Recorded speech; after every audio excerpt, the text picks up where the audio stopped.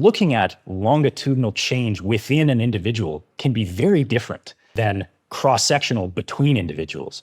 So again, your and my NIRS SMO2 values can be very different, just like our VO2 max is going to be different, just like our heart rate is going to be different, just like our shoe size is going to be different. We want to know, how does that shoe size change over time in each one of us, right? We want to know, yeah, as you're asking, how is NIRS changing over time? And what does that tell us about how performance, can we predict from the NIRS data how performance is going to change over time? Maybe let me talk about cycling, because my colleague, Dr. Asaf Yogav, is hopefully just about to publish the last paper of his PhD, which was a meta-analysis looking at basically exactly what you're asking, looking at what is the change in NIRS after a training intervention, where we looked at studies, 3 or 4 or 5 studies, like not a huge body of literature looking at this in the first place. But we looked at those studies, and these are all athletes performing some period of training intervention, runners and cyclists, I believe it was. And they have NIRS data during an incremental test, a ramp test at the start and at the end. So we have that longitudinal change within each of those